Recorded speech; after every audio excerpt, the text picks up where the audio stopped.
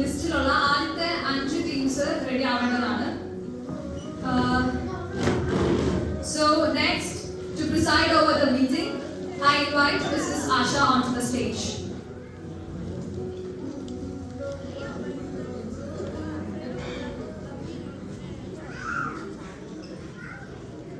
എല്ലാവർക്കും എൻ്റെ നമസ്കാരം. വേദിയിലിരിക്കുന്ന മനുരജ, ചേട്ട, സിസ്റ്റർ ജൂലിയ, നിങ്ങൾ എല്ലാവർക്കും സ്നേഹവും സമാധാനവും നിറഞ്ഞ ഉയർപ്പ് തിരുനാളിന്റെ ആശംസകൾ സ്നേഹത്തോടെ നേരുന്നു. ഞാൻ പറയാതെ തന്നെ ഉയർപ്പ് തിരുനാൾ എന്താണെന്ന് നിങ്ങൾക്ക് എല്ലാവർക്കും അറിയാം. എന്നേക്കാൾ നല്ലപോലെ നിങ്ങൾക്ക് അറിയുകയും ചെയ്യാൻ നിങ്ങൾ അനുഭവിച്ചിട്ടുമുണ്ട്.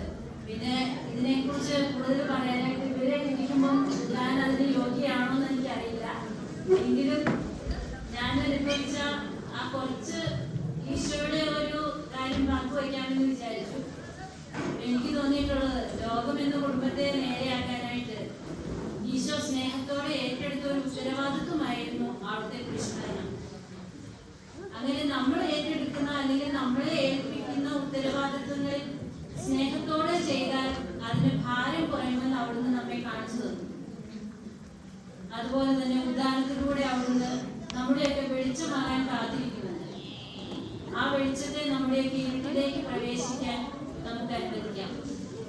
വെളിച്ചം വളരെ ആവശ്യമുള്ള ഈ ലോകത്തിൽ നമുക്ക് പ്രത്യാശയുടെ സാക്ഷികളായി ജീവിക്കാൻ സാധിക്കട്ടെ എന്ന പ്രാർത്ഥനയോടെ കഴിഞ്ഞ വർഷം മനോജ് പറഞ്ഞത് ഞാൻ ഇപ്പോഴും ഓർക്കുന്നു. ഈ ലോകത്തിൽ നിന്നും നാം കടന്നു പോകുമ്പോൾ നമ്മളിവിടെ ജീവിച്ചിരുന്നു എന്നതിന് സ്നേഹത്തിന്റെ ഒരു ഓർമ്മ നിലനിർത്താൻ നമ്മളെ എല്ലാവരെയും അനുഗ്രഹിക്കട്ടെ എന്ന പ്രാർത്ഥനയോടെ എല്ലാവർക്കും നന്ദി. ഒരിക്കൽ കൂടി ഈസ്റ്ററിന്റെ എല്ലാവിധ മംഗളങ്ങളും വരുന്നു.